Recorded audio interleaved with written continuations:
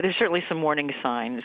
We have a lot of debt, corporate debt's at an all-time high, household debt's at historic highs, not at all-time highs, but non-mortgage debt, consumer debt that does not relate to household home borrowing is at all-time highs. Government debt's obviously at an all-time high, so I think we're kind of leveraged to our teeth right now, and I don't think that's a healthy situation. And that's why I get frustrated when all this rhetoric about loosening regs so banks can lend more, I think is really ill-advised. The economy is very strong right now. A lot of that is debt-driven. And I think, if anything, banks should be starting to prepare for the next downturn. And if anything, incrementally increasing their capital reserves. Regulators shouldn't be loosening regulation at this point. I mean, if you add up all the debt you talked about, plus, government debt. Yep. And if rates are headed higher, even if it is a kind of a slow grind higher. Right. I mean, is that setting, thank God the economy's strong. Well, yeah, exactly. I think, corporations have taken on a lot of debt, and that's going to be harder and harder to refinance as rates go up, and whether they've prepared for that, we don't know yet. Leverage lending has been an issue for a while.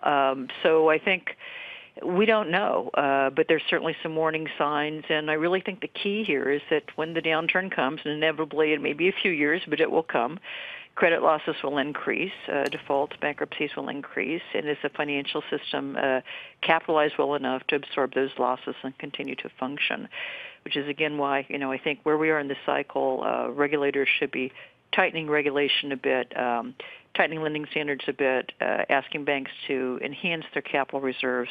But unfortunately, in Washington, we're going the opposite direction right now. If we didn't have Europe with a different economy, or at least in a different part of the economic cycle, and if we weren't tethered by low rates over there, do you think we should have much higher rates here already? Or, I mean, is that a blessing that it's giving us more time to work this off?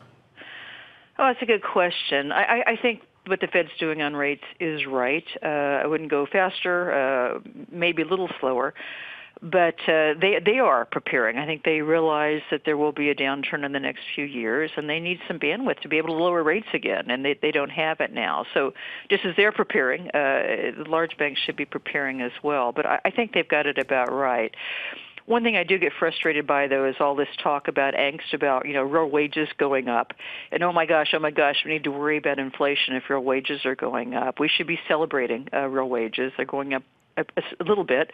The data are going in the right direction, but that's good for our economy. That's real sustainable growth that drives consumer spending, and I do gearing monetary policy so closely to wage growth, I think, is ill-advised. And we stand by and keep rates low as as the stock market booms. We celebrate the wealth effect, but once wages go up, oh my gosh, it's time to tighten more. So I hope the Fed does not accelerate rate increases just because real wages are going up. That's something we should be celebrating. That's going to be strengthening our middle class, working class families, and ultimately good for the economy.